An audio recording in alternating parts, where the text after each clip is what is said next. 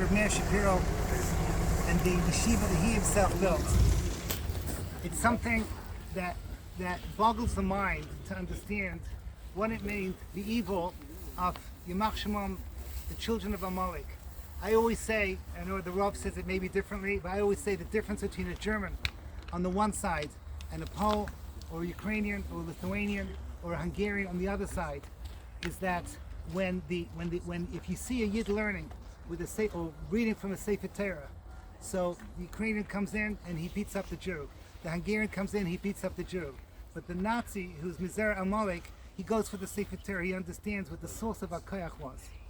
When Yamach Shemo, Otto Globotnik, who was in charge of the Operation Reinhardt in this part of the world, when he came into Lublin, the very first thing that he did, the first thing was he went straight for the yeshiva.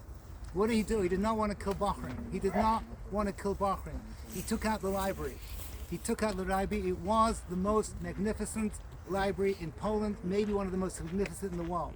Reb Meir Shapiro had collected it painstakingly over years and years. He created a big fire, and he brought a marching band, okay, to make sure that the Achzarias was to the most that you can imagine.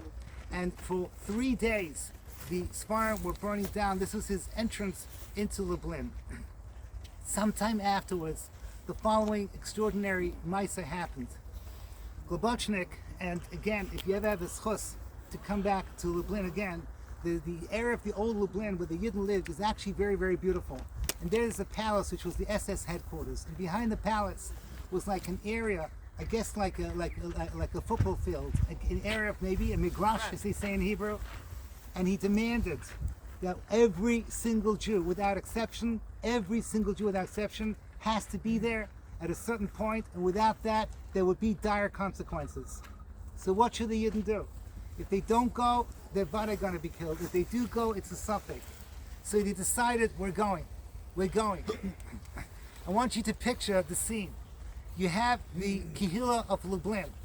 They're all together in one area. This is basically the end of 500 years of glorious history of one of the most Mekaymis HaKadoshim, Ir Ve'ein B'Yisrael of Lublin. All the way back from the Marshal, like we said, the Chayzim of Lublin, or the Tzaddikim Gedolim, was ending with this story. The Yidden are there together. The guy, Globotnik, comes in, he's already, you can see he's half drunk. The way he set it up was that it was surrounded with barbed wire, and inside you had, as it always was, the Ukrainians were volunteering to do the dirty work with their clubs. Behind that were the Nazis, whatever, their officers with machine guns to do, if it was necessary, to use them as well.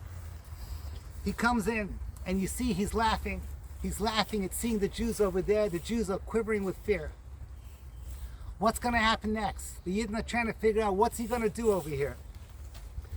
And he says the craziest thing. He says, Jews, I hear you love music. I want to hear you sing.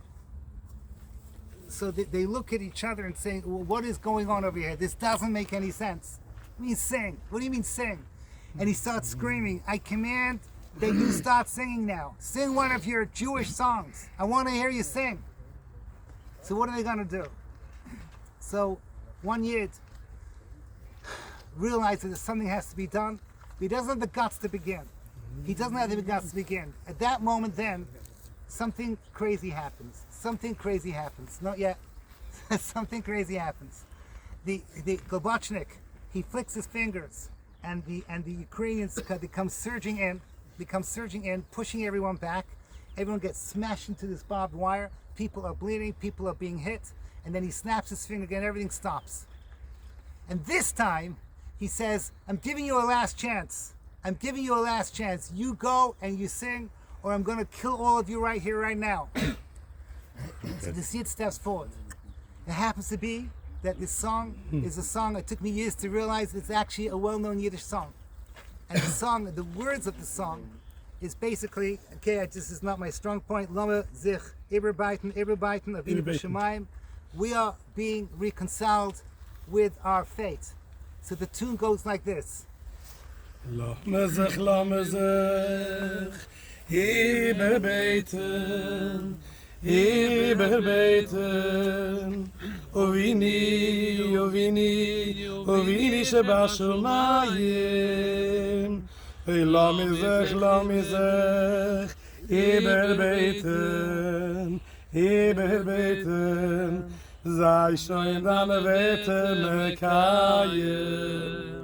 La mizech Iber beten, vini sheba shumayim. La mizech Iber beten, vini vede mekayem. La mizech Iber beten, la mizech Iber beten. Sei schon deine Wette mekayem. So this was the song that they sang. But the problem was that you cannot possibly sing when you're terrified. Ask your bar mitzvah bacha what it's like the first time you get up there. You're terrified, you can't sing. You can't sing.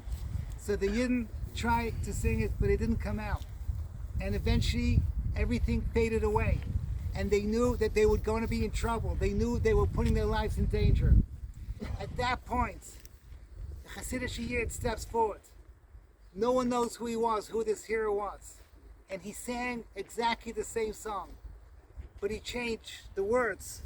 The words were... Lo mizai, Iber leben, Iber leben. Sorry to interrupt. Ibn Laban means we will outlive them. Okay, keep going. Ovini, Ovini, Ovini sheba shomayim, mi velezai beleben, beleben, sei schon deine Wette mekayem, mi velen sei beleben, Ovini sheba shomayim, mi velen sei beleben. Sei deine Wette mekayem, mi